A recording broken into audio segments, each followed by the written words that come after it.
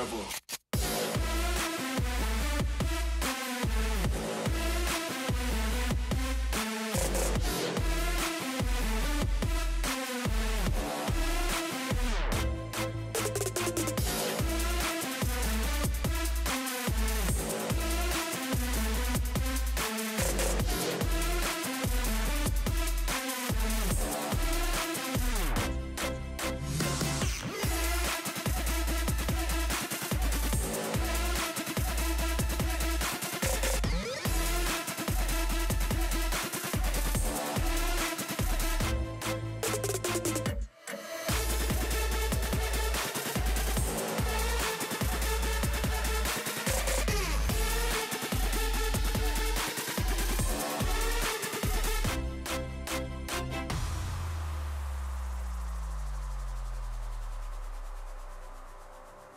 We dream so colorful.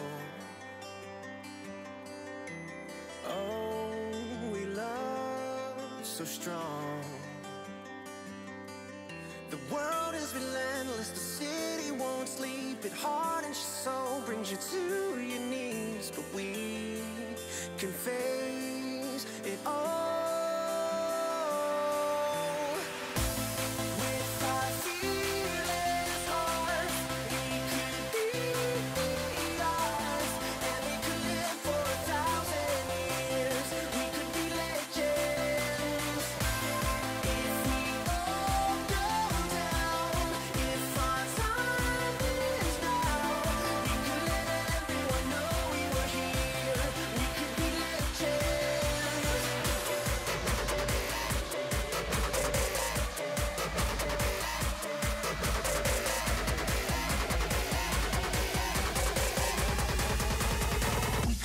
Forever.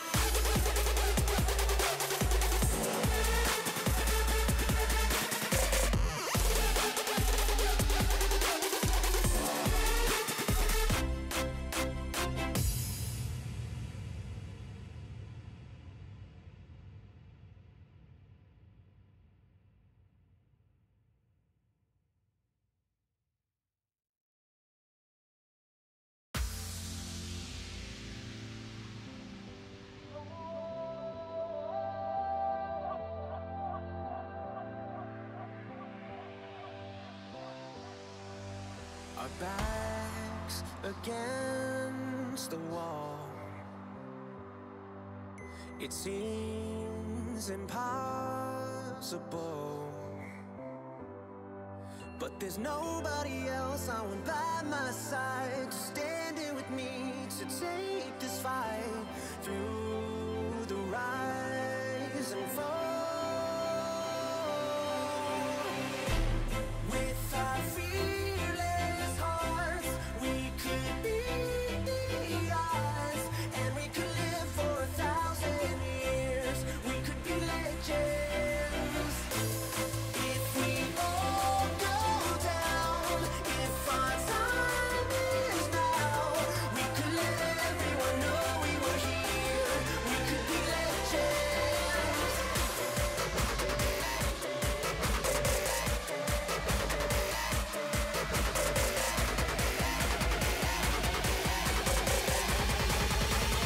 We can live forever.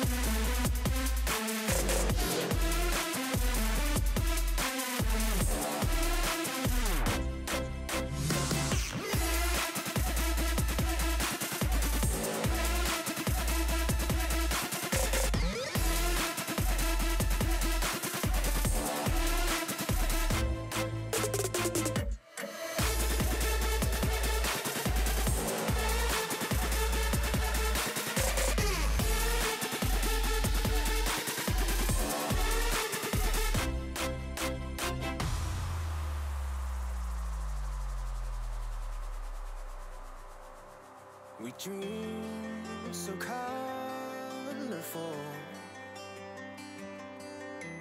Oh, we love so strong. The world is relentless, the city won't sleep. It hardens your soul, brings you to your knees. But we can face it all. With our fearless hearts, we could be ours, and we could live for 1,000 years. We could be legends.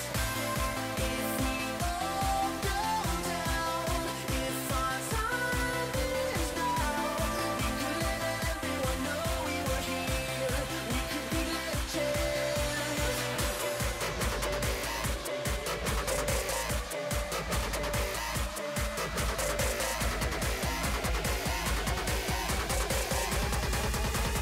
We can live forever.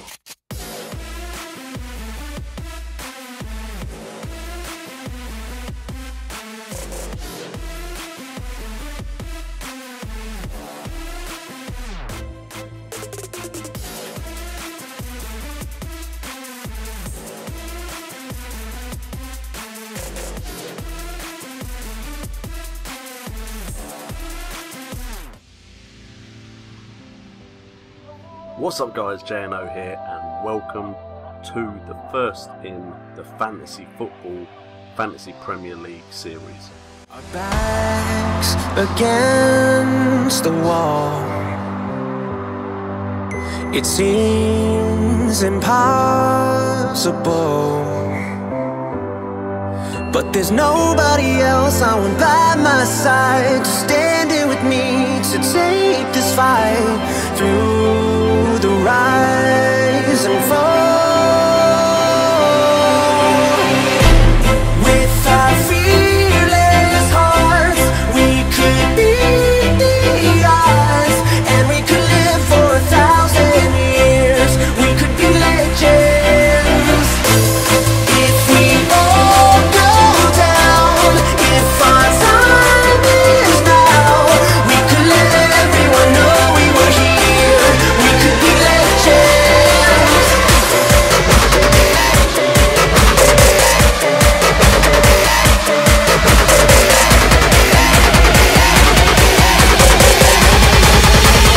We can live forever.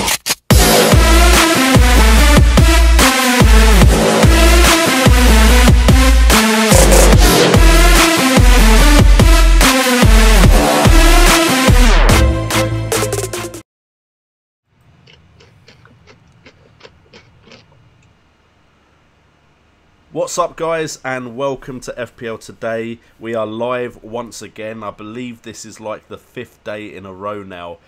Just a pre-warning before we carry on with this episode, we will not be live tomorrow or probably Monday to Friday next week unless I can somehow figure out how to do a stream at 10:30 in the evening and not annoy my wife by stopping her from going to sleep because I'm working late next week. But thank you guys so much for tuning in to the stream. We have a very decent amount of people watching right now, 23. Great way to start off the stream. We do have a guest today, and the guest is actually someone I was just in the stream with, OG of the FPL scene. It is Kurtjoy has joined us in stream today to help answer some questions. So, ladies and gentlemen, the guy that gave me a chance when I was doing that rubbish video you saw at the beginning of the intro, Mr. Kurtjoy. Don't be so down on yourself. Hey, I watched that video. Literally, I sounded so quiet and so unconfident and meek about everything that I was like, wow. Like, I have come a long way. I'll even say that about myself. But And now you'll produce really good videos, well edited, good streaming to hundreds of people. Think of it like that. Exactly. And hopefully it will keep growing. Of course, this is the time of year where everything is going really well for us all because everyone's interested in FPL content.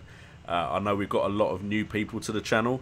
We've got a lot of people putting my name in the chat with a lot of exclamation points. So thank you very much for that. Can we get some hearts in the chat for Kurtjoy? He is the guy that gave me my chance when I just started. He had 1,000+ subscribers when I started, and he looked at a 100 subscriber person and went, you know what, we can still have him on the show. And a lot of people completely ignored me until I got to about 1,000. So props to him, and I do base a lot of what I do in the FPL community off of what Kurt did, because I am very happy to give people chances as well. Speaking of which, FPL with Panda is in the chat. Last time he was in the chat, he said check out his channel, and we checked and there was no videos. He has now got videos, so go and check out his channel. But today we are not doing Rate My Team Live, purely because, one, I've got a new layout, so I didn't know how to really put it in, and two, I didn't know if we could really work it with 2 people on the call. But we will go through questions. I am going to only answer one that came up before, because I've probably missed so many, because there's been a lot of chat since I started talking, and I talked for way too long anyway. But it was talk about, is there a Man City player that is nailed on starter, and I'll let Kurt Yoy answer that first. First of all, hi Loki Doki.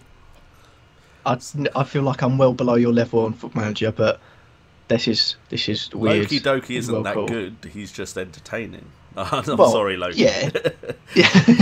he went from no one on and managing in Cardiff to winning the league with Liverpool.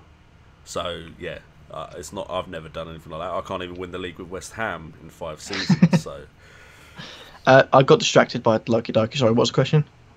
to be honest, I almost did as well, and I tried to ignore the fact that he was in the chat, because I'm often the same. I see Loki Doki in my chat and I go, Loki Doki's here, yes. And I forget what I'm talking about. So I deliberately tried to ignore it, but I'm glad to see other people are just as starstruck. Just another quick shout out for his series on how to YouTube for those in the chat that are trying to start FPL YouTube channels. Loki Doki did a how to YouTube series. Even I, who have done YouTube for 2 years, got stuff from that content which I didn't realise, and has helped me from this point on. And I think the reason I am growing again so quickly before I did last year is because of some of the stuff that I got from his video, so definitely check that out. But the question is there any Man City player that is nailed on starter? If we're going by price and getting a good price, you sort of have to rule De Bruyne out. I think he's certain starter, but £10 million could play in a more deeper central role means he could be bad. I think a good one is Yaya Toure, 6.5, but he will play the deeper role. And there is the questions of his age. Will he be able to do it for the full 38 games? I think if Aguero leaves, Jesus is nailed on starter. But I quite like, and I think Pep does too, a little bit of Leroy Sané, and I think a lot of other people do too. I think he's a little golden child of Pep, so I'd probably say Leroy Sané is your best value and best person that could start for Man City. I'd have to agree. Leroy Sané is the only midfielder that I look at and go, I'm confident he will get the game time to improve on last season's output. I don't remember the exact numbers off the top of my head, but I know he started a lot of times the tail end of the season, as long as he was available. So De Bruyne, definitely one of their best players, but even I've seen him be rested when they feel like they don't need him. And now with Bernardo Silva joining as well, I think that puts into question a lot of the midfield. Kyle Walker and Edison I saw in the chat as well. Definitely, I don't see you bringing in Kyle Walker and not starting him. And if you consider all of the left back and right backs that have been released by Man City, right now, looking at the actual team on Fantasy Premier League, apart from Kolarov, Walker is the only wing back. So I imagine Walker's going to play. And then Edison, do you really bring in a goalkeeper to then not play above Bravo? Because Bravo didn't have exactly the best start. I personally wonder why Pep doesn't actually let Hart try and prove himself again, because none of the keepers he's had have proven himself in the league as much as Joe Hart has. But that's my personal opinion on that. Back to the chat. Do you think 5-3-2 could work from Raza Shark? I would never go with 5 at the back myself, purely because I don't like relying on defenders for points. It's always great when they get points, and when they come in big with points, like having a clean sheet and a goal, or a clean sheet and assist, they can be massive point scorers for you. but it's too easy for a defender to lose their points. One goal, the clean sheet's gone. If they don't get any attacking returns on top of that, they're not going to return the points for you. So unless you have someone that is, or if you can pick 5 defenders that are regularly going to get assists or goals, I don't see 5-3-2 being a viable option if you want to go anywhere near the top players. What are your thoughts on that, Kurt? Yeah, I relatively agree with that. I think it's an awkward one. Formations, is that I got slated when I did my first draft reveal, and it was 5-3-2. Ironically, I believe, or 5-3-2. Or 5-2-3, I had 5 at the back. I feel like if you're going to go 5 at the back, it can be a viable option, because I feel like midfield, there's a lot of overpriced players. I think there's not many decently priced players in the midfield. But if you're going to go 5 at the back, I think you must start with 5 attacking centre-backs or full-backs, definitely sort of full-backs or wing-backs. Looking at your Trippiers, your Cole Walkers, your Marcus Alonsos, those sort of players that get forward a lot, because if they lose their clean sheet points and they're a centre-back, like let's say David Luiz was the most defensive centre-back in Chelsea's lineup last season as far as goals and assists were concerned. His only goal was from a free kick. If you get a player like that concedes 1 goal every game, they're getting no points returns. However, if you get a player like Marcus Alonso, who maybe concede a goal but can attack and get his 2 goals against Leicester last season, I think you've got to sort of look at that. It's a difficult one, but I'd say you've definitely got to, if you're going to go far at the back, it's possible, but you have to have those fullbacks in every position that are going to play as well. I mean, just to cause a bit of conflict here, I wouldn't necessarily agree with they have to be fullbacks. We have had centre-backs that are very good at scoring goals from set pieces. Alfie Dawson was one last season, which, fair enough, he didn't keep it up for very long, but he did definitely have a period where he was scoring lots of goals. I will say this name wrong, and not good at saying Belgian players' names that are complicated, but Toby Alderweireld from Spurs 2 seasons ago was great getting goals. I think it was 6 or 7 goals he got that season, and he got lots of chances on goal, and when you're getting clean sheets and goals, that is always going to be great as a defender. So, but I do agree, you need players that are showing some sort of attacking output if you're going to go 5 at the back, and you need as many Alonsos and those type of players as possible if you're going with that system. We do have in the chat Fantasy Football Manager. Like, I'm getting the celebrities in this chat now. I'm actually quite surprised I can now have Loki Doki and Fantasy Football Manager both in a chat at one time. I think I had Hammer and Talk recently in a chat as well. So really doing well in the chat, and that is because of all of your guys' support, so thank you so much for that. Other comments we have: do you think FPL should introduce something to make CDMs worth having in your team? I'll let you answer that one first, Kurt. It's awkward, because I feel like there's a few arguments you could go. So you could go splitting up the midfield. So you've got attacking midfielders, defensive midfielders. The only problem then is that if you have someone in defensive midfield, if they then play further forward, they're going to collect so many points. The only thing they can really do is improve the bonus point system. So get interceptions, clearances, tackles, all that sort of the work that the defensive midfielders do, like the Kantés and now the back of your goes of Chelsea, so they can get more chance of getting those bonus points. Because in 0-0 draws, you're going to have goalkeeper, defenders, clean sheets. In big score lines, you're going to have your goal scorers and your goal assisters getting the points. But in the defensive sort of games, maybe even the attacking sort of games, definitely in Chelsea, like 3 or 4-0, it goes unnoticed how much Kante puts in, how much effort he puts into the team, which then sort of isn't represented on FPL. If they were to fix the bonus points to the point where Kante would get more for his interceptions and more for his sort of tackles and his clearances in general, his passing, that's the only way they could fix it. But it's a sort of a no-go area for me, really. I mean, adding on to that, Loki Doki has asked, should FPL players get more points for defensive work, clean sheets, etc., so defenders are a viable option? There is actually versions of fantasy football which are more gambling based, where you put money into a pot. You bet £5, you bet £3. I've forgotten the names off the top of my head. I know is it Premier Punt or something like that? That's the one I'm associated with. I really should remember the names I'm associated with. It is Premier Punt if it helps. Good, that helps a lot. But their game doesn't necessarily reward defensive players. But there are ones out there that do reward defensive players for stuff like interceptions, for how many passes are successful, and stuff like that. How many tackles they make, how many successful tackles in a percentage they make. So there are games that do take into account defensive work, and those games, of course, the last 2 years, Kante was one of those that you just put into your team straight away, because even though his price was quite high, he was getting the points because his defensive work, or his work in general, not even just his defensive work, but just the type of performance he had put in would almost guarantee you a certain amount of points. So there are games that do take that into account. FPL and most long-term season-wide fantasy games don't take that kind of approach. Do I feel like they should change that? I don't necessarily think it's necessary.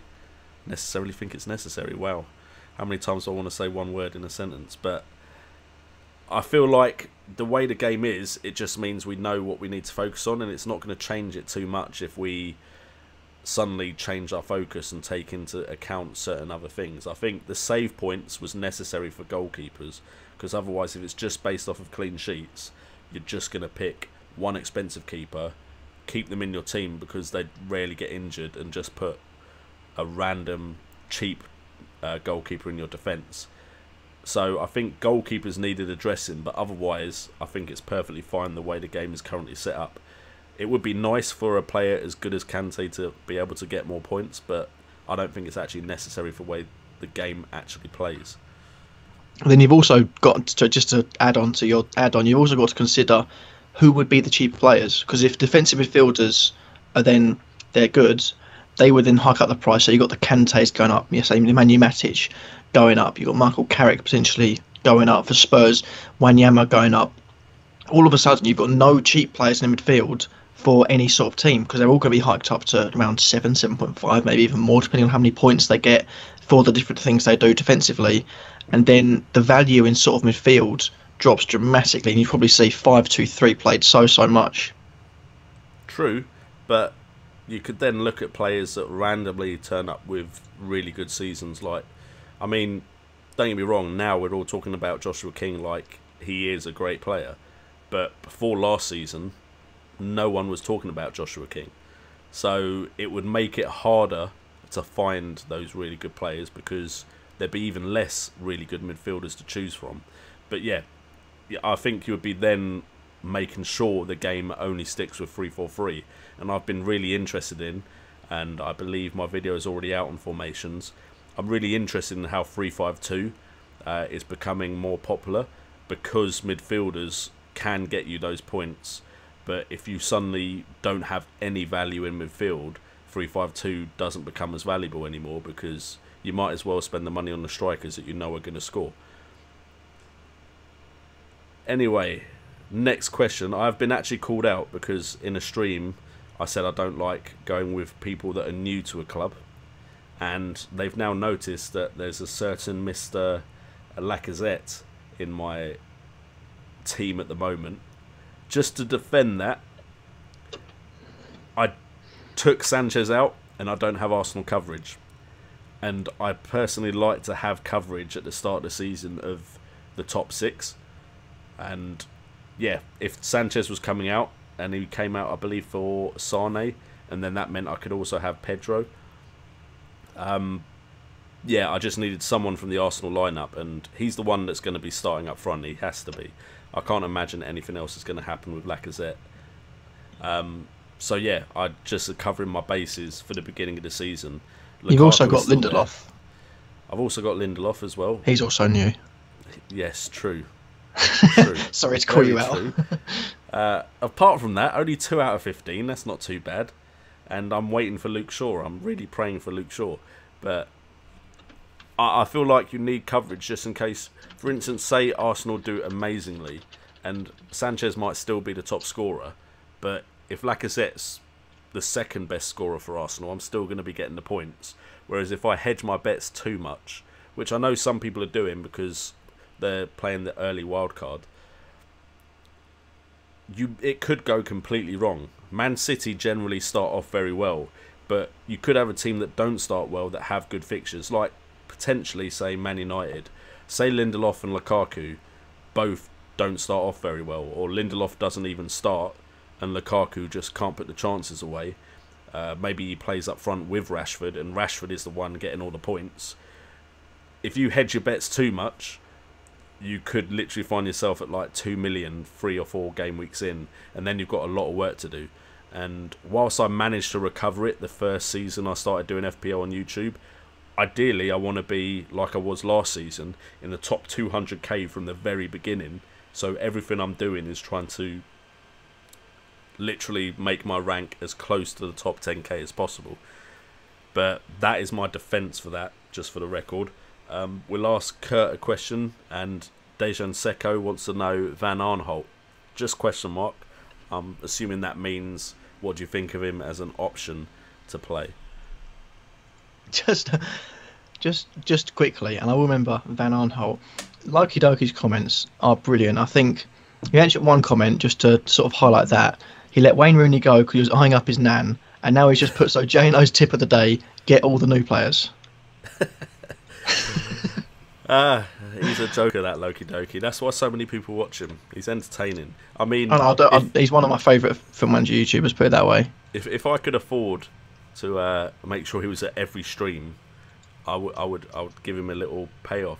I've tried to pay him to like get a shout out on his channel, but negotiations with Curly didn't go so well. She basically told me the price, and I went, "Sorry, what?" And then that was it. But Van Aanholt's an interesting one, because I think Palace under new management, he's 5.5 million. He doesn't really defend. Is he going to be playing? You've got to look at the fact that they've got Schlupp, and if he comes back, depending on when he comes back, you got Suarez as well. That's 3 left backs, and I am very much against the mould of people putting Loftus-Cheek in. I did have Loftus-Cheek in. Defend-wise for Palace, I wouldn't go near with a barge pole. I think if it was 5 million, it'd be good. 5.5, I think, is a risk, considering you can get Trippier for that price, you can get Mustafi for that price, you can get Lindelof for that price. Luke Shaw's 5 million. I think there are better prices elsewhere, but it's a definite no from me for Patrick Van Aanholt. Welcome to Mickey C for joining the FPL Today family. Just subscribed. Unfortunately, for some reason, my subscriber pop-up notification hasn't worked as well as Kurt's earlier. Today, it's kind of been squeezed in somehow, and you don't actually see the whole notification, which is unfortunate. I will try and sort that out as soon as possible on the next stream. But the next question is from Joe Cooper. Name your 3 favourite defenders to use in your team for this season.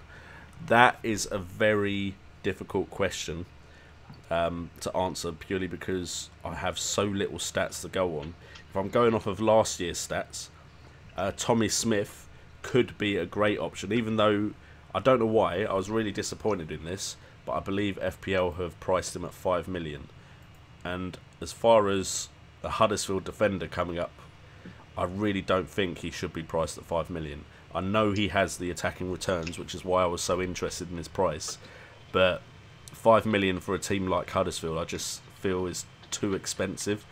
I would maybe accept it if a Newcastle defender was priced at that, but you don't have a Newcastle defender priced at 5 million, and it's possible that Newcastle settle back into the Premier League quite well, because they have been here before. They are a very big club with a very big fan base, and they quite easily have the money.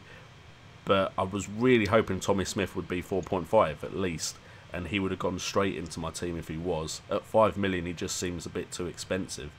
I don't have any nailed-on defender. Even Cedric, who is probably the one I've recommended the most. If, for instance, Matthew Targett is clearly playing a lot, I might go with Matthew Targett because he's a lot cheaper. So I don't have an answer for you with that one. Loki Doki asks, is James Milner a defender this season? He is a defender. He's also expensive for a defender, which is perfectly understandable considering he might still be on penalties. He's 6.5 million. Any other questions? I'm so far behind on the chat, I believe. Kurt said he'd help me on the chat, but Oh, I'm sorry. joking. To be honest, we're so busy answering questions, it's completely understandable if we're behind on the catch. To add to the Milner comment, whilst you search through, he's 6.5, but the value is brilliant. You got to think, Liverpool don't have a left back. Moreno isn't fancied, and it's quite clear he'll be out the door if a good bid comes in. Milner isn't a left back; he's a midfielder. But it begs the question: A, if they sign a left back, where will Milner play? Will it be a backup left back? Will he stay in left back, or will he move into midfield? If he does move into midfield and he starts, his price is insanely cheap because he's a penalty taker. He'll be able to get forward. He'll be able to assist from deep. I feel like personally, if Milner moves into midfield or even at left back, he's a penalty taker. He's getting forward. 7 goals and 4 assists last season is almost like Leighton Baines in his prime. I think his value is, although it's very expensive for a defender, I feel like it's reasonable considering what he could end up doing this season. I mean, he got 139 points last year, and That's as a without defender, the clean sheet bonus. Yeah, that was as a midfielder. defender, he'd get more, a lot more. I don't think he went over Alonso and Cahill, but I think he'd have been the 3rd best defender last season. And if you look at Alonso's price, Alonso's more expensive now, so Milner could be a great shout. It completely depends on the type of seasons the two teams have, but as a defender, he will score more points than he did as a midfielder, so he's worth looking at. Whether or not I can afford him right now, considering all the forward and midfielder options, is another question. We also have Willian. Is he worth a punt? I have talked about Chelsea a lot myself in stream, so I'll let Kurt answer this one, as I still continue to try and catch up with the chat. What was the question? Willian, is he worth a punt? Maybe at the start, but I think last season we showed that, or it was shown that Chelsea and Conte prefer Pedro over Willian. If Pedro gets injured or Hazard gets injured, Willian could be a really good option. But for now, it's worth leaving it because Hazard's going to miss the start of the season, so he could be good for the first few game weeks. If you're planning an early wild card, that could be brilliant. If you're not, I'd say steer clear because he's not nailed on to start, and we don't know what the situation is with him. Although he scored a hat-trick against Fulham, I think I said in the last stream, don't base anything off one game. But I'd say steer clear for now, but keep him on your watch list because he could end up being really good. We have a new subscriber in Mr. Rancid. Not too sure about your name. That's a bit worrying, that name, but never mind. Thank you for joining the channel, the FPL Today family. Hopefully you're in the stream. Feel free to ask me and Kurt Yaw. You can check his channel out. Just literally type in Kurt Yaw. I don't think it's in the description because I didn't think that far ahead. But to be honest, I didn't put you in my description, so I mean, don't mind. My video that said I'm going live on Kurt Yaw's channel, it had your link in, but this one, I literally think I just pressed start stream because we started straight after the Kurt's stream. So definitely go check out his channel. Next question. Well, to be honest, the next couple of comments are more a go at my team. It's been pointed out that I still don't have Tom Heaton. Some hearts in the chat for Tom Heaton. We know we love Tom Heaton on this channel, but I saw so many rate my teams when I did rating my team that had Foster and Myhill, and considering I'm wildcarding early, why am I spending over 8.5 million on goalkeepers when Foster looks like he has a good first 3 or 4 game weeks? And another subscriber, Pagold MC, thank you for joining the FPL Today family.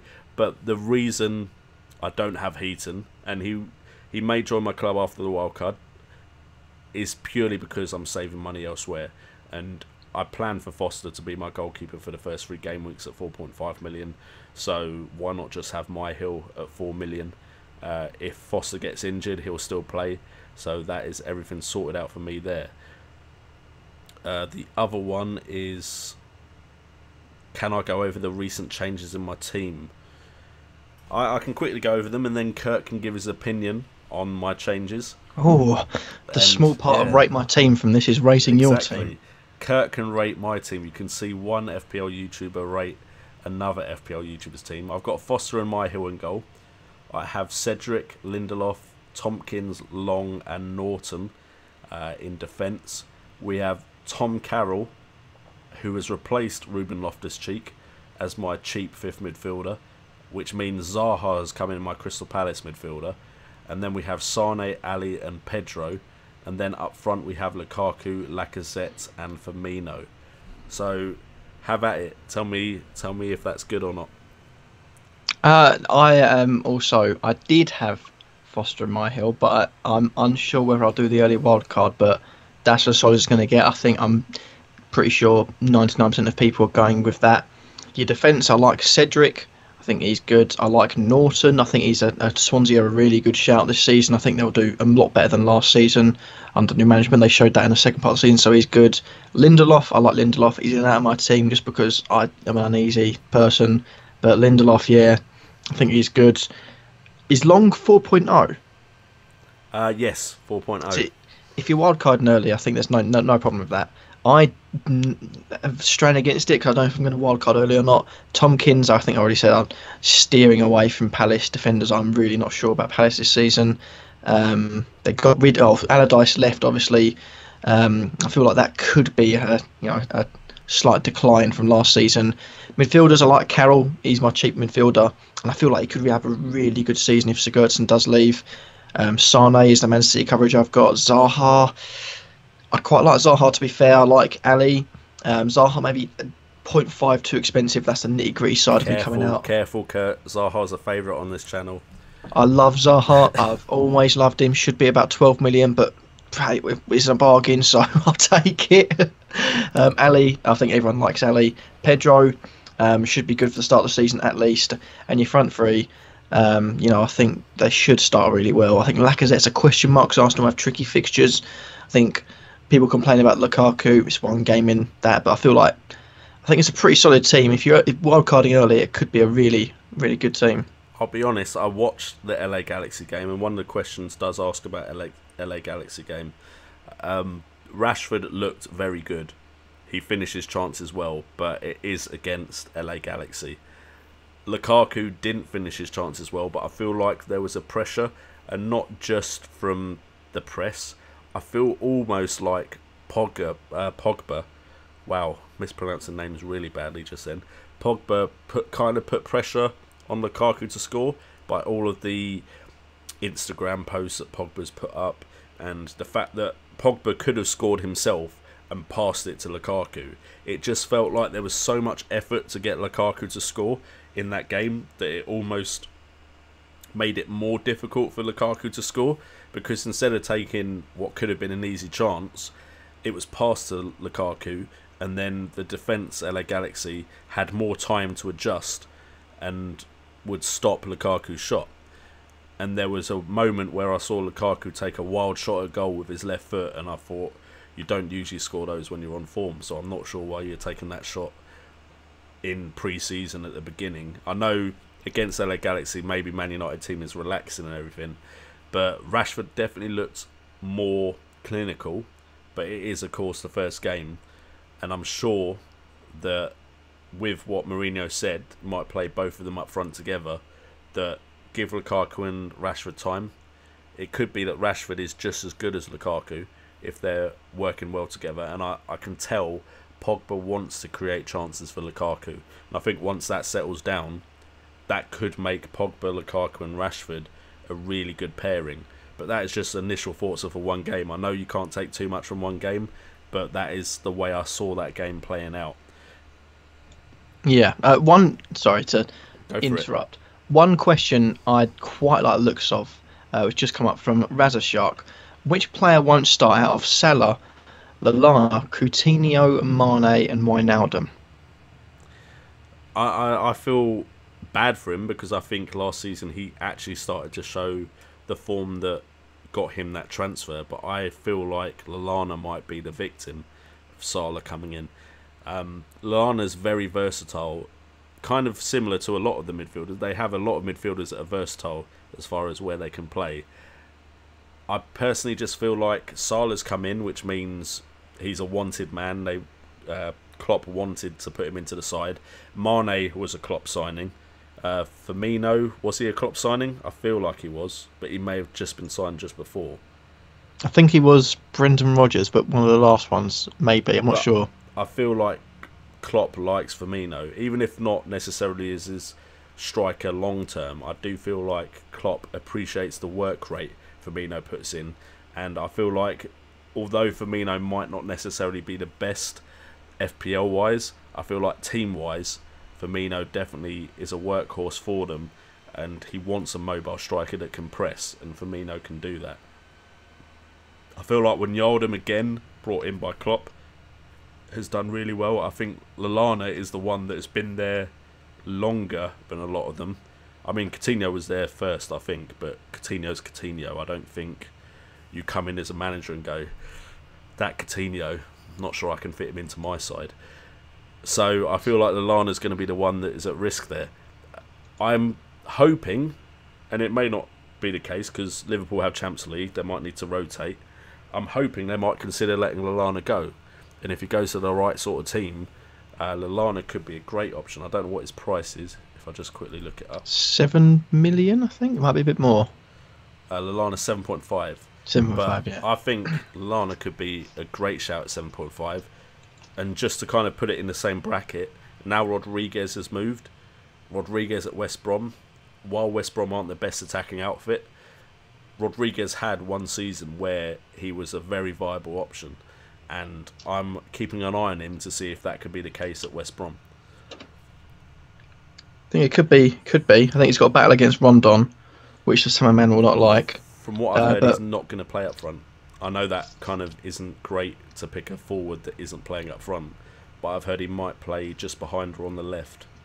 If he plays just behind, 6 million, I think he should be okay. If he plays wide, I feel like it's one that we should steer clear of because he's not getting the clean sheet points. He's getting one less than midfielders would be getting for scoring goals. I think any players that midfielders that play in defence or attackers that play in midfield, I think they're not worth it because they lose points compared to what the players they're playing next to will get.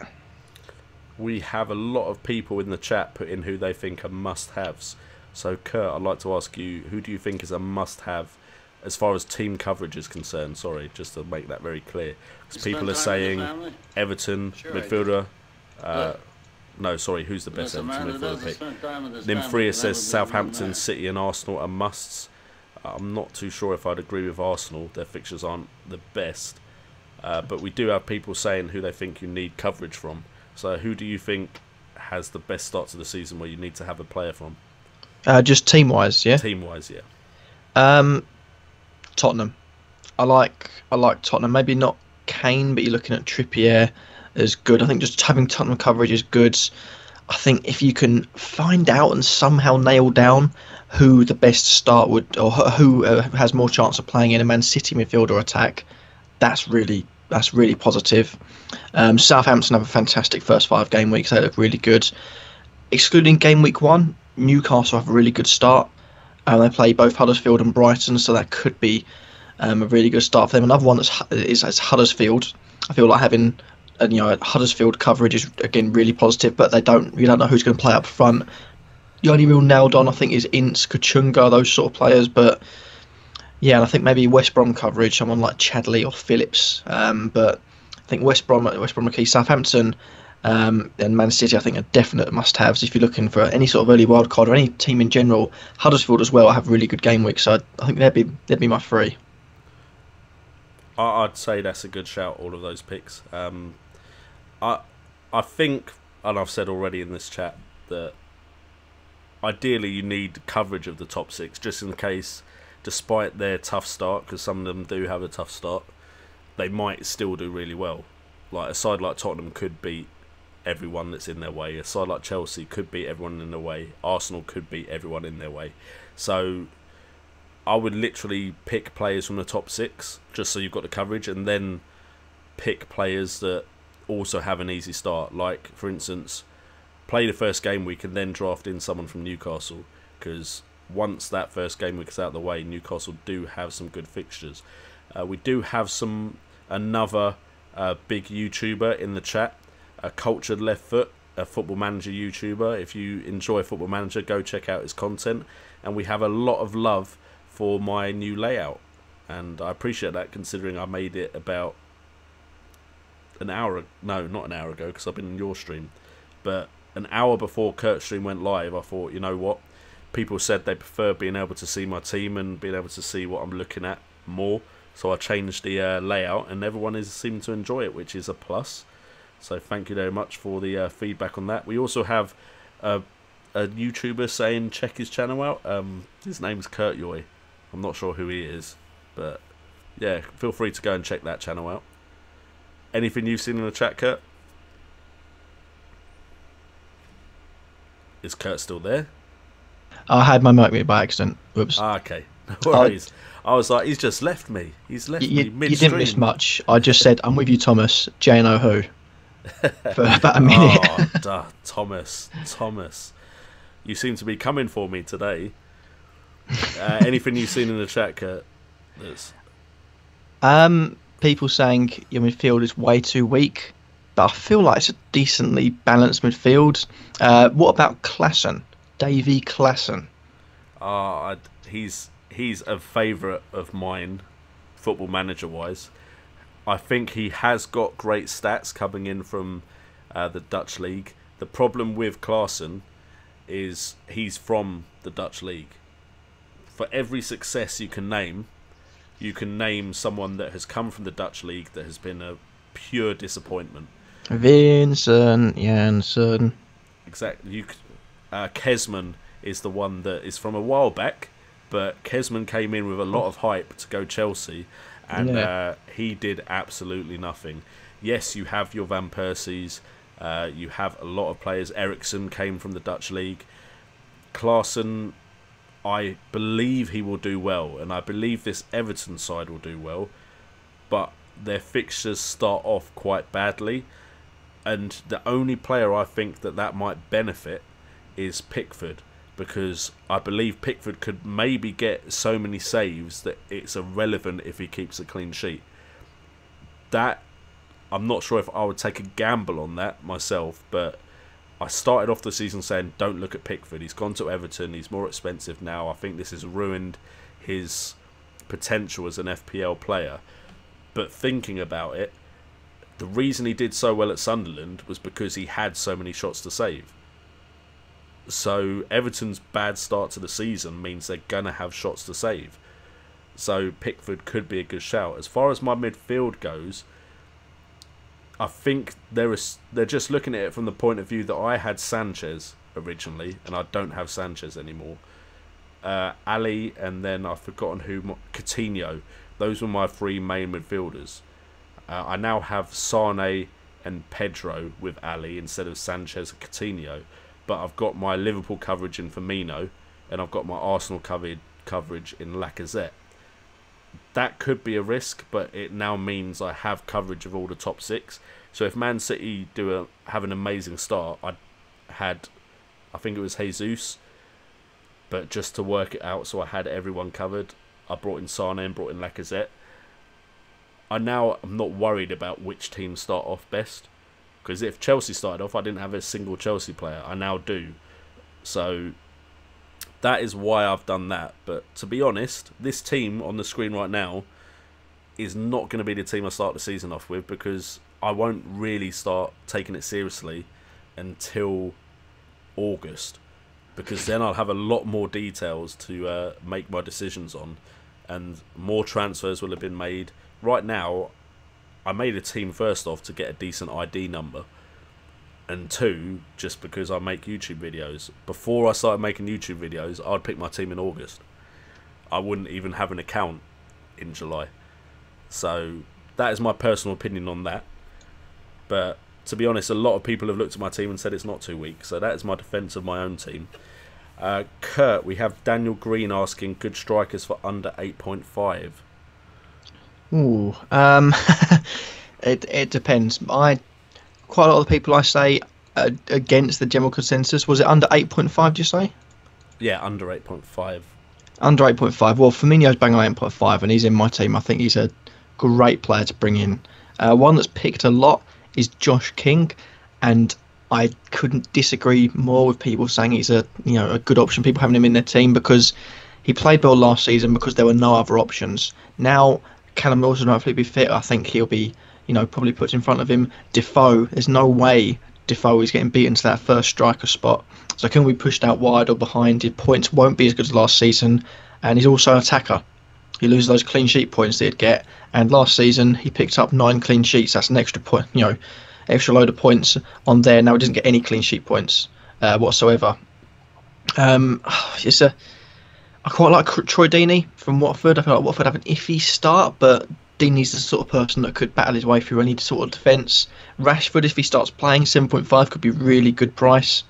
Another one that I like is Vokes. Vokes are my team, 6 million.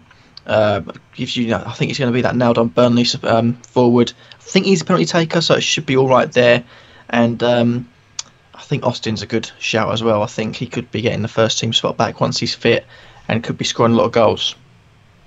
It's interesting your take on the Southampton strikers, because I personally believe that if a new manager coming in and the actual goal scoring record, and who I believe would actually do the job up front and get what is vital for a striker to get is goals, Austin is the most consistent one out of all of them. Now, it could turn out that that doesn't happen that way through pre-season, but looking from the outside in, Austin seems like the most natural goal scorer they have. I know Gabbiadini had that period where he was just absolutely on fire, but then he had a long period where he was absolutely awful and was the bane of a lot of FPL managers last season. So I think Austin could be an absolutely great shout, and he will be going into my side, and maybe which would strengthen my midfield if I took out Firmino. So Austin's definitely someone I'm looking at. By the way, Loki Doki has chimed in. He's a Liverpool fan, so he's got some very in-depth insight into this, because he's always following him. Lana won't be the victim of Klopp. Klopp adores him. I agree with the fact that his work rate is probably something that Klopp definitely looks up to or admires in his players. I just feel like Lallana's the one that he, compared to Firmino may not have been brought in by him, but Firmino isn't really playing in the same position. And I know that it's a very fluid attacking lineup, but I feel like the other players he's brought in himself, and I feel like even when you admire someone, when I've played Football Manager, I've admired a player a lot, and then I've brought a player that's better, and I've just kind of put him to the side. But Liverpool will definitely rotate a lot more now because of the situation they're in. They now have Champions League football. I also think that might be a good reason to have Arsenal players in the side, because they don't have Champions League football, and for that I believe they're going to rest players in the Europa League, especially at the beginning, so that might actually help Arsenal assets out a lot. Before we carry on the stream, unfortunately I can hear my daughter crying, so I'm going to just quickly put it onto the music, and I will be back very shortly. Unless, Kurt, you feel like you can talk for about 2 or 3 minutes. If the people want me to, I'm happy to. I've got a decent bit of insight. You've got the chat in front of you, so go for it, mate. Hey. I'll drop back in as soon as possible. I'd like to apologise for this. I know you didn't come here for me, but you've got me. So that is unfortunate. Let's go through questions. Let's get some quick fire questions. Let's go up the chat and let's go through some quick fire questions. Man City's looking good. I don't have any Chelsea players that a big issue. Potentially, looking at their start, I feel like they could be good looking. Tottenham and Arsenal in their first 6 could be a bit of a problem. I feel like Chelsea defenders is a must. Maybe Alonso after last season, but again, it's not too bad if you don't. Iwobi at 5.5. Is Sanchez and Ozil stays? No, he's not going to get into the team at all. If Sanchez is allowed to go and they cash in on him, don't bring in a replacement just yet. I feel like it could be a good choice at 5.5. Maybe even get into the first team. That's an extortionate price, or extortionately good price. Who will be the first team in Huddersfield defenders? I think Tommy Smith is probably your favourite there. Loki Doki, if I wouldn't get any Everton players early on, they have a lot of new players to gel. Might take them a few weeks. Plus, they have,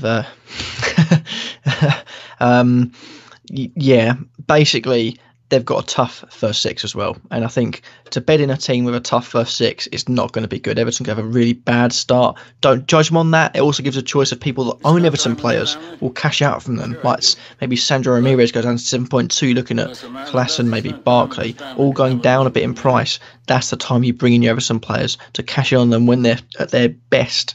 JNO, is Tompkins nailed down? Sorry, it's not JNO answering it, but I'm not sure. New manager coming in, no sign of Sacco, could mean he's nailed down. And at 4.5, I'm not a big fan of Palace players, but if you are, I feel like it could be a good choice. What else have we got? Well, Everton I can fixtures jump are in awful. now if you want. I'm back. Oh, I'll tell you what, it really confused me because I have your stream open, so you started talking when you weren't there, and it really confused me, but go on, I'll let you take over now. That was the same when I was in yours, so... And everyone's just seen me climb over my bed to my table, because that's how close my table is to my bed. So... Oh yeah, I've just seen that now. Like, literally, I'm so crammed in here, but compared to my old setup, this is a lot better. I did see a question from Cultured Left Foot, who I feel like we should at least address the question, unless you did it while I was gone. But what's the question? I can't find it, that's the issue. It's because you're so popular. Stop being so popular, then you'll be able to find it. To be honest, 61 people watching, that's the highest I've had. That could be because you're in the stream as well, so yeah. I mean, 58 was the highest. Culture Left Foot asked about James Ward-Prowse as an option. That is why I thought we should talk about it, because, to be honest, I think he's been on the cusp of being not only a great option in FPL, but a great option in actual football as a future England midfielder, because there's obviously a lot of strengths to his game. He has some great vision and some great passing. Yeah. Definitely really good at free kicks. We've all seen, well, I'm assuming we've all seen how good he is at free kicks. So if he could just get a decent amount of time in the first team, I think he could be a great shout, both for us as fantasy Premier League managers and in real life. I just that's it. feel like that's he's his always problem, been on the really, cusp. because the last 4 seasons he's been in between 1,500 and 1,900 minutes played. Yeah. The last 4 seasons, he hasn't been able to nail down that first team spot. He needs to get himself in a good bit of form early on, nail down his first team spot, because he was one of the better players in our under-21s. In the championships, I feel like he played really well there. So if he can nail down that spot, it'd be great for him.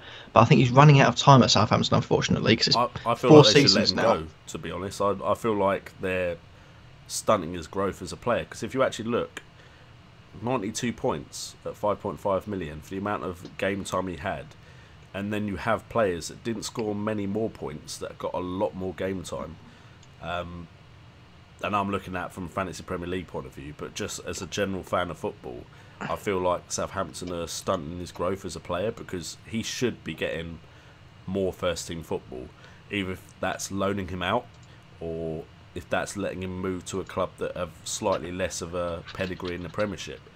I just feel like they're hurting his growth as a player purely because they know he could be good and they don't want to let him go, which I think, don't get me wrong, I understand Southampton don't want to be considered that club that just let their big players go anymore, because they did it for so long. But if you're not playing the player, then surely you should let him go. Yeah, but I think they sort of see value in him. He's a young English player, and they are quite hard to come by. I'd say maybe even a loan.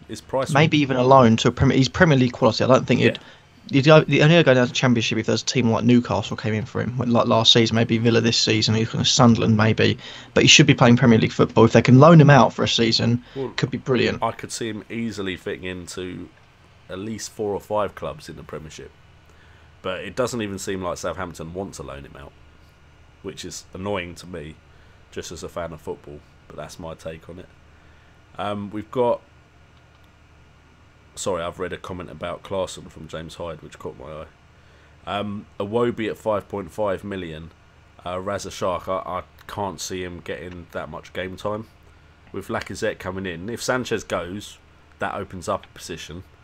But you're relying on which Arsenal players are going to leave and which are staying.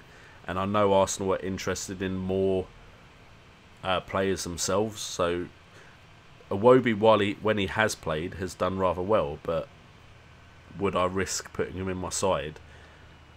I'd rather not take that risk at 5.5. If he was 4.5, I may take that risk because he's most likely going to be on my bench anyway. But Iwobi I wouldn't look at. Achilles Zarakovic has asked who will be first team player in Huddersfield defence. I'm going to come to you for this, Kurt. This is why you're in the stream, because I don't watch the Championship. I watch League One. Let me know your thoughts on the Huddersfield defence. Oh, I am. I apologise if I put you on the spot and you don't know that much about their defence.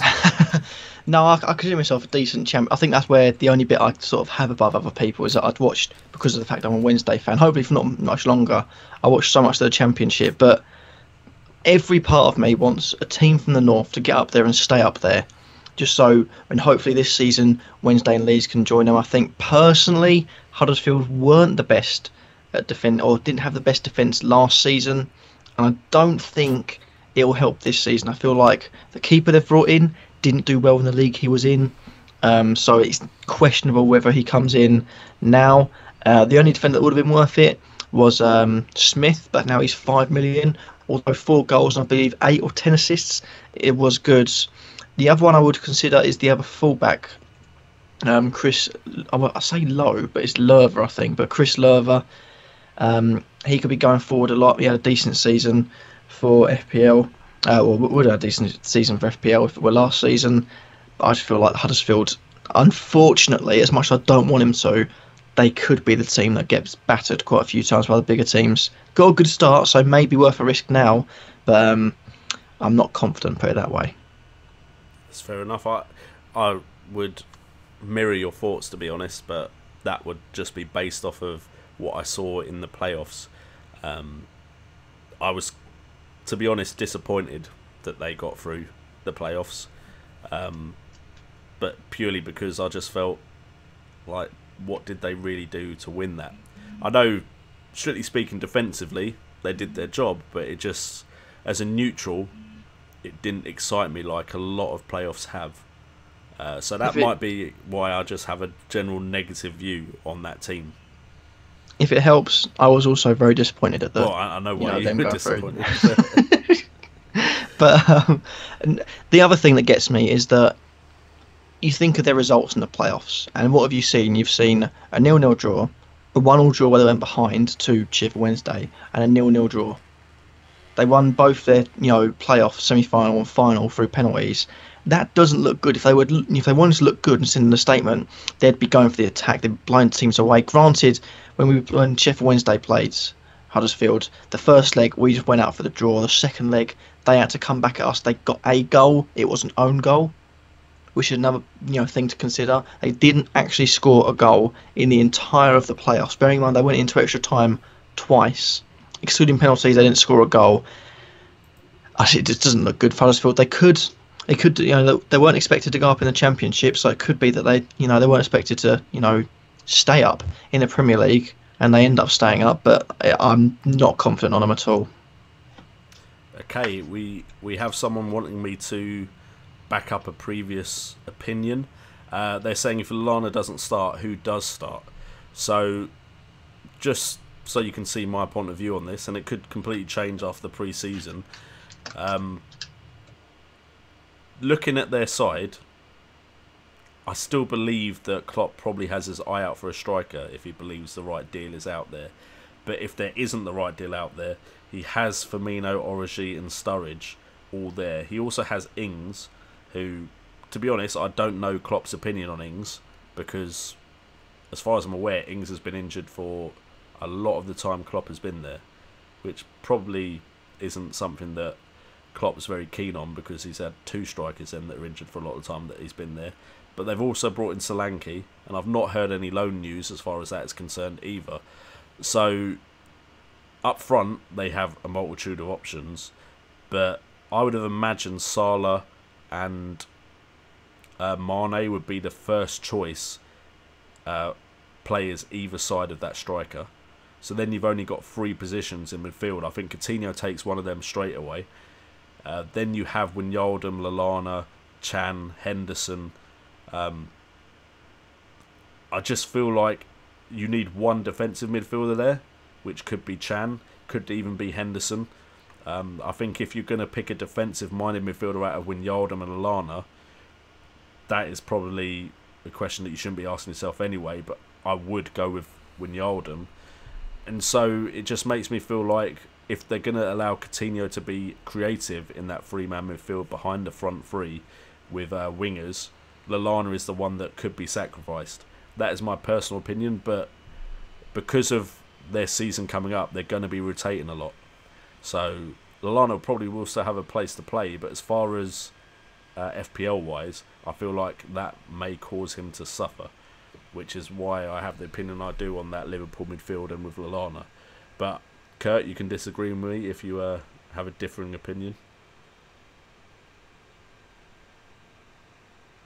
Or has Kurt gone again?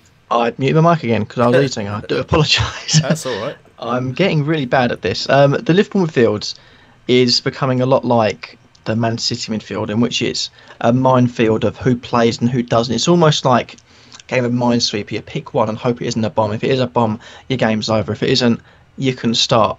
But my looking into it, if I were to pick my dream midfield, you've got Salah and Mane either side of Firmino up front, Coutinho probably just in behind. I think people have got to remember that Henderson's still a part. He only missed the latter parts of the season because of injury, and he was a big part of Klopp's teams earlier on. So I think Henderson will play. And it leaves a question. Lucas probably leaving. You've got Grujic who's come back, but I don't think he'll do much. Then you've got Lallana, Wijnaldum, you've got Emre Can. You also got to think, I don't think Solanke will be playing much part. I think it'll probably be under 23s, if not a bench role. Sturridge, I'm surprised he's not left yet. Origi and Ings as well, we've got to remember. I'd say you're probably looking at your Coutinho, your Salah, your Mane as the nailed-on starters, and everyone else is will he play or will he not? No, exactly. I think the problem with a lot of teams when you get to the Champions League stage, and the fact that these are big clubs with a lot of players, is you need the nailed on options, and there's no point risking any player that might not be nailed on. I say with Lindelof in my side. But yeah, the benefit of the smaller teams with the cheaper players is it can be quite easy to look at that team and go, you know what, that player is going to play 38 games this season or 35, or is very rarely going to miss out on game time. Whereas even when you get to the tail end of the season and you've got players that have played nearly every game in the season, you still wonder when it comes to double game weeks and they have a Champions League game the week after or the week before, you're like, okay, will they get rested? Because they're that important of a player that the Champions League game will probably take precedent because there's so much money in it that they might just rest them for a game. That Chelsea team that got put out near the end of the season, I know they'd won the league by that point, but if you'd been hedging your bets on any Chelsea players, you'd have been hurt by that. But that is the problem with the big clubs that you have. Trying to find another question. We do have James Hyde with an opinion, and again I will revert to our expert on the Championship. One thing to factor in with Huddersfield players is their manager Wagner. He seems to be a tactical genius and may surprise a few this season. How likely do you think it is that using the tactics that I believe he's a protege of Klopp, do you believe that will have an effect on how Huddersfield actually perform this season? Will they overperform and surprise a lot of us? I'll tell you one thing. You mentioned the Klopp thing. That is one thing that really did get on my nerves with the playoffs. The amount of times I could count, I'd lost count, and I counted up. I must have counted more than 10 in the 3 games Huddersfield played. The amount of times the commentators mentioned, oh, when he used to talk with Klopp about the different ways they were going to manage. Oh my lord! I think one Sheffield Wednesday game it was about 6 or 7 times.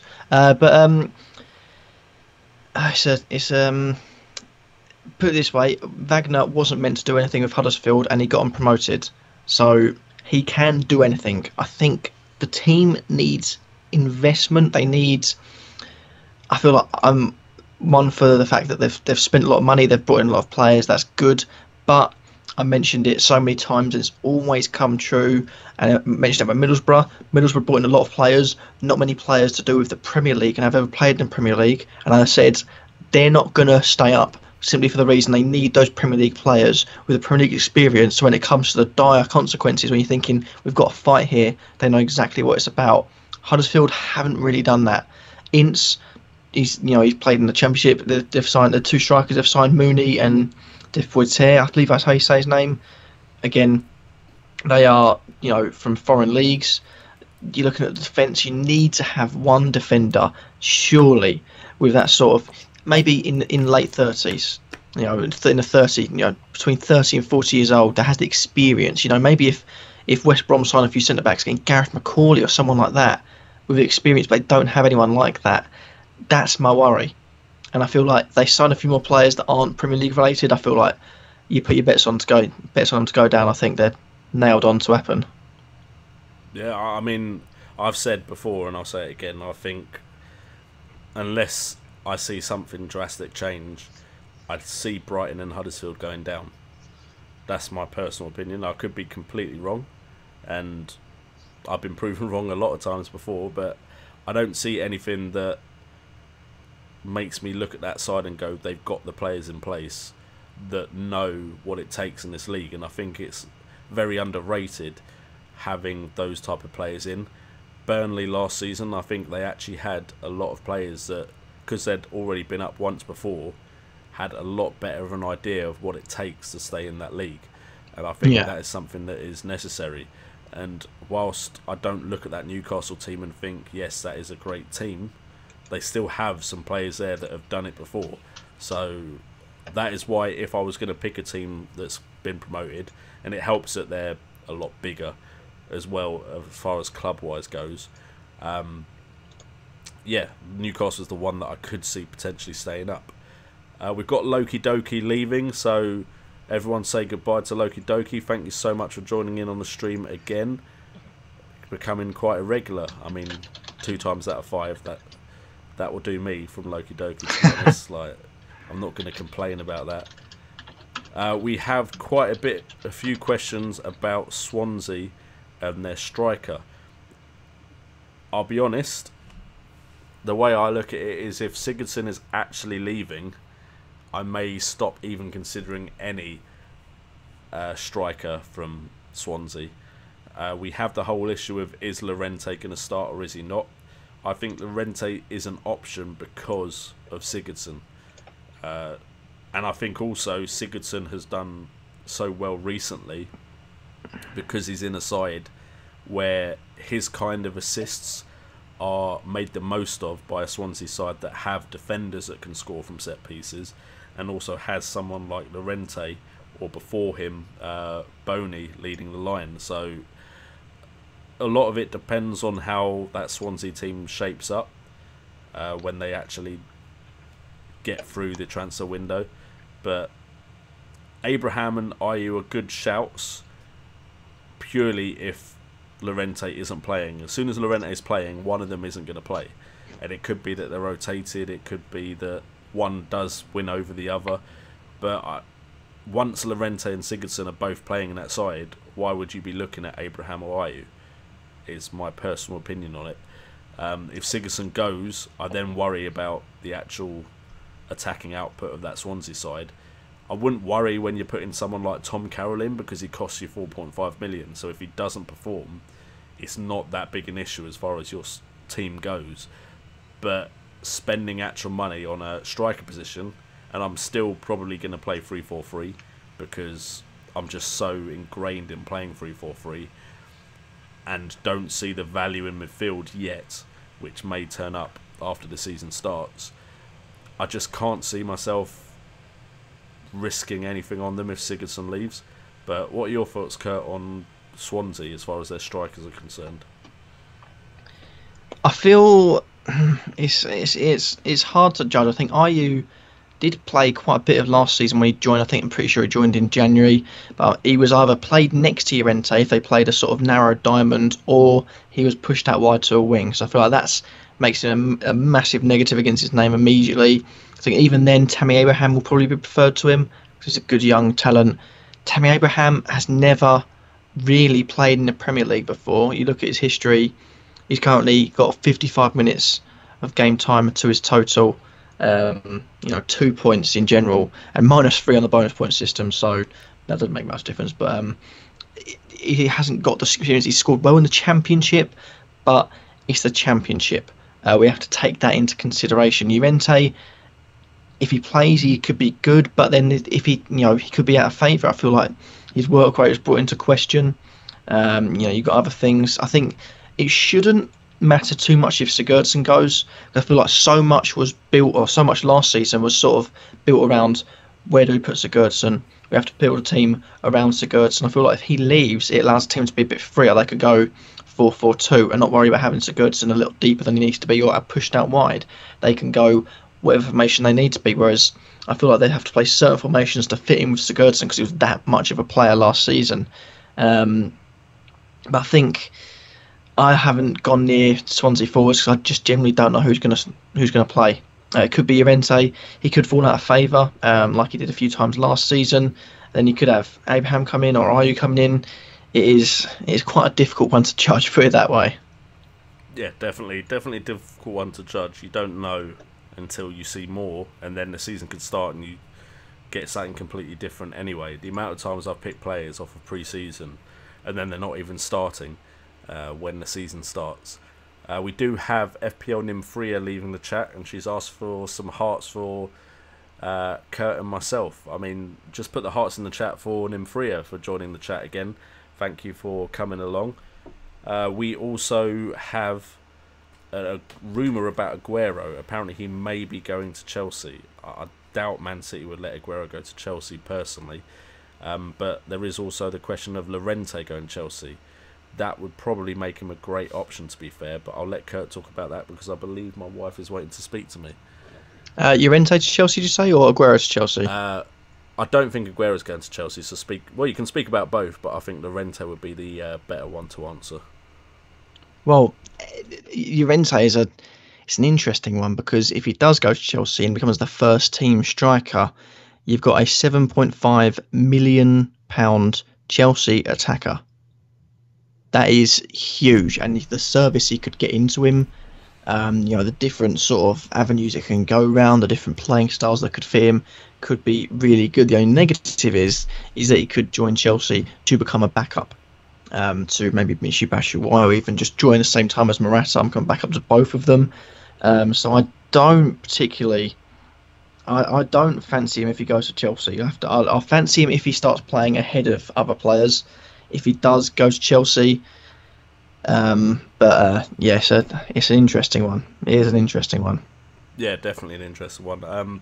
Speaking of which, I've heard Remy could be going to Premier League clubs. I know a couple of Premier League clubs are interested, Everton being one, seeing as Everton seem to be interested in anyone this pre-season. But West Ham have also been apparently showing interest in Loic Remy. So that would be interesting because Loic Remy's kind of gone from that player where people were like, he could be a really good option, everyone remembering his previous exploits, to the point now where I feel like it's just like, well, it's Loic Remy going somewhere again, don't worry about it, because I don't feel like I should even be bothered about Loic Remy until he starts scoring again. So if he does leave Chelsea for another Premier League club, I personally won't be interested, but looking back at his history, it's potential there for Loic Remy to be an option this season. Remy's good depending on who he signs for. If he becomes first team striker at let's say Everton, because you also got Sandro Ramirez and Rooney to got a fight for. If he does nail down a first team spot there, you're looking at a how much is he again? I can't remember. Remy. He's not even on the game. He's not on the game. Well, no, so that just about says how much he's worth. Yeah, it could be a good signing depending on where he goes. If he goes to a lower club, it could be really good. He's shown that before with QPR, and I think he'll show it again. Saying that, I saw a comment a while ago saying, why isn't Joe Hart on the game? Because he's still a Man City player, which I just realised. No, I and thought noticed it was that before. pretty cool. Like, I don't know why. If they just do FPL, just look at players and decide, you know what, they're probably not going to play next season. So, because Hart, for all we knew, Hart would go back, and I personally don't watch Serie A. I don't know if he did well in Italy, but if he had done really well at Italy and Pep had gone, you know what, have another go at it, what, do they suddenly go after the first game week? Oh, look, here's Joe Hart, he's in the game. It's like, well, I would have liked his points off of the first game week. Like, how did they figure that out? It would be interesting to know. I'm sure we will never find out, but they've clearly left players out that potentially, say for instance, Chelsea sell Costa and don't get anyone in, and Loic Remy has a very good pre-season. Although, to be honest, who knows what's happening with Chelsea at the moment, because apparently Conte isn't very happy at all. And I even saw a random rumour today that they were looking at Higuain from Juventus, but that would cost them 88 million. So I personally don't know what's going on at Chelsea, but it's just very interesting that they've left people out of the game that have every chance of potentially being a viable option. The thing with Remy though and Joe Hart is they can now decide the price depending on what club they go to. So I suppose that might be behind their thinking, because sometimes what you get is a player at a smaller club or a player that is not a first team player at a big club gets a cheap price, and then they go somewhere and they are very undervalued because of their transfer move. But I feel like that is part of the game which should be just allowed to happen naturally.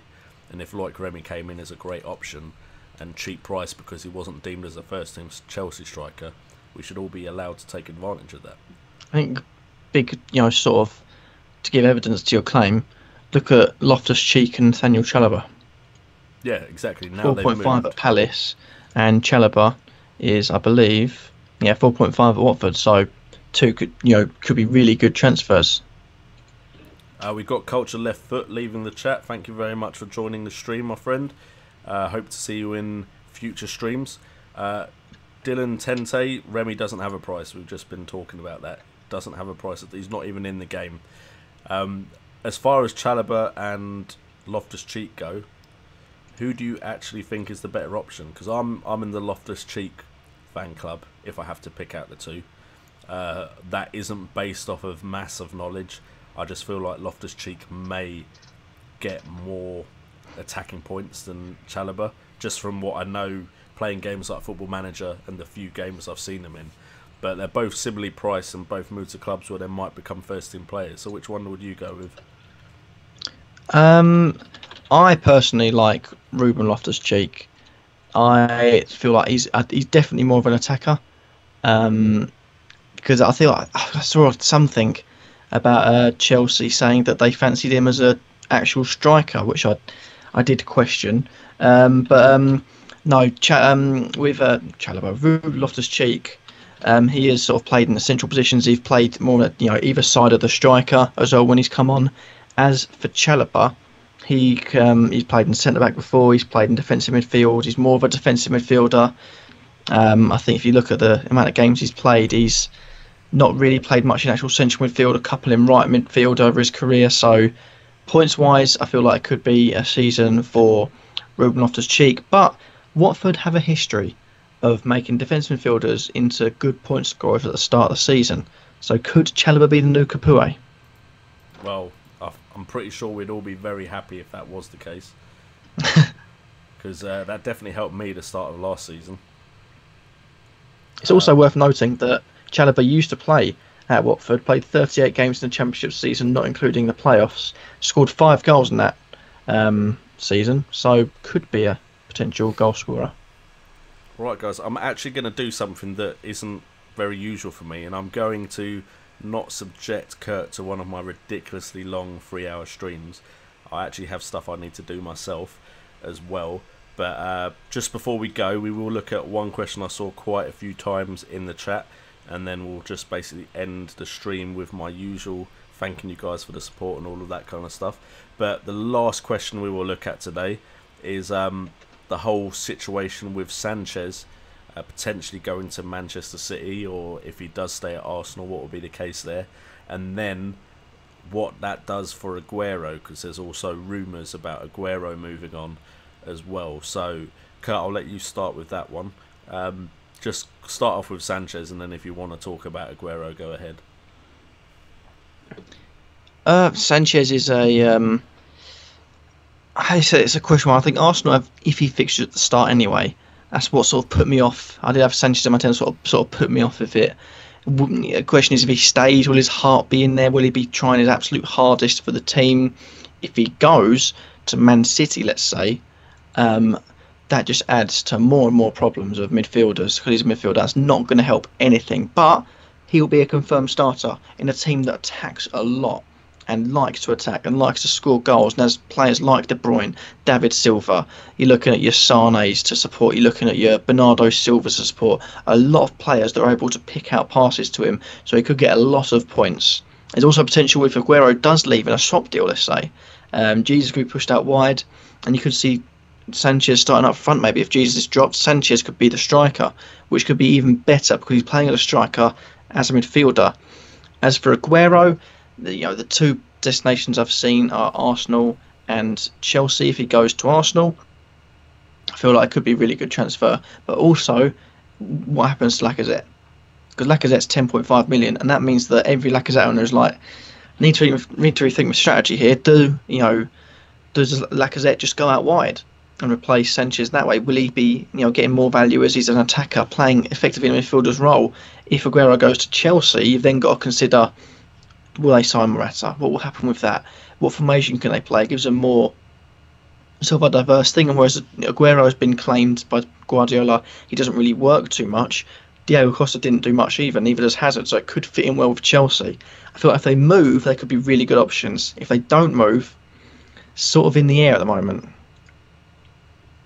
I mean, I personally disagree with Sanchez, because I just feel like if he stays, he's still going to want to prove his worth and get that big move, even if he doesn't sign a new contract with Arsenal at the end of that season.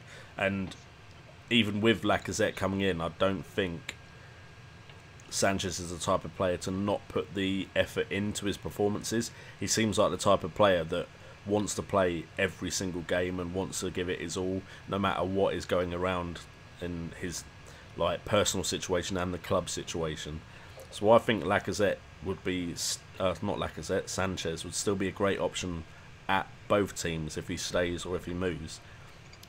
I personally don't get why either club though would want to sell one of the best players in the world, because I believe Sanchez and Aguero are some of the best players in their position in the world. Why would you want them to go to rivals in the league? I just cannot see that happening. I would personally, as Arsene Wenger, prefer to let Sanchez go on a free, and then at least say I didn't intentionally sell Sanchez to Man City. And with Aguero, I'm sure a club from abroad would come in for Aguero before his contract's up.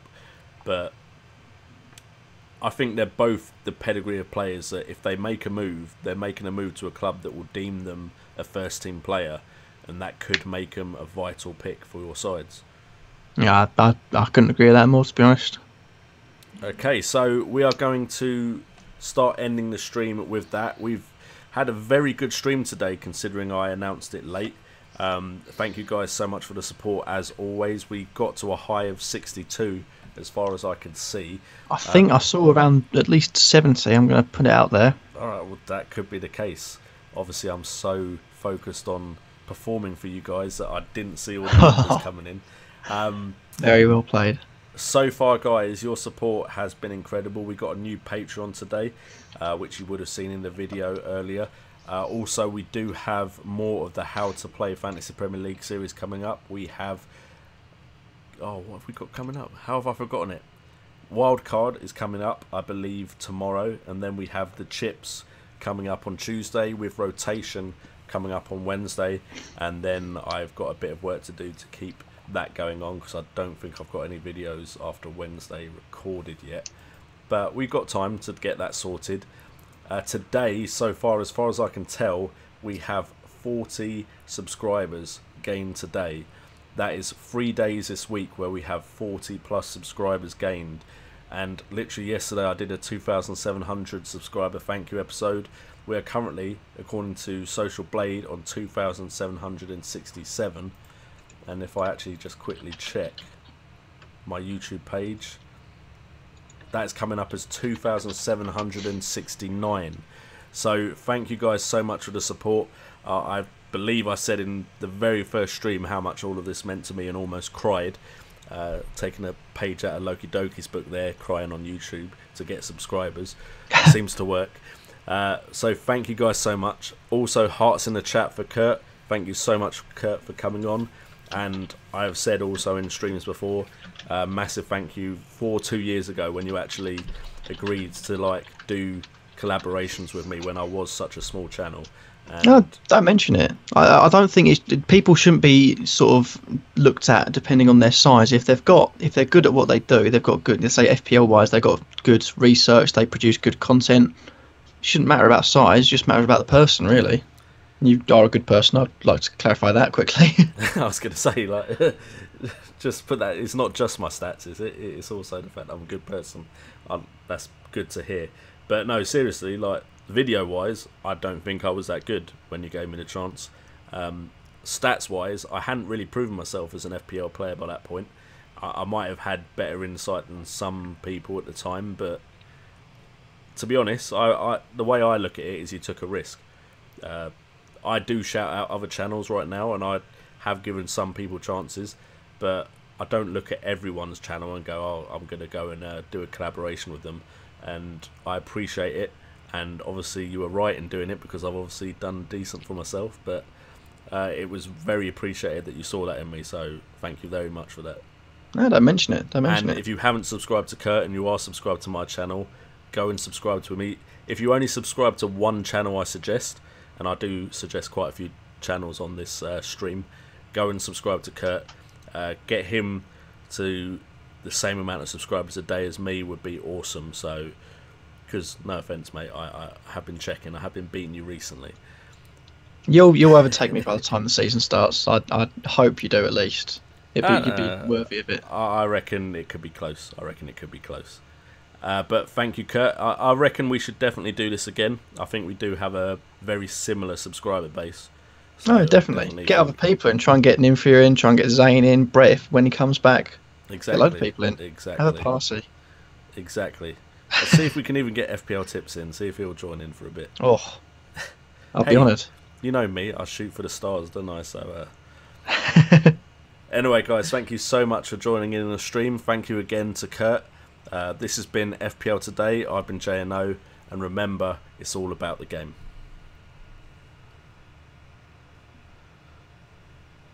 And this is the point where I can't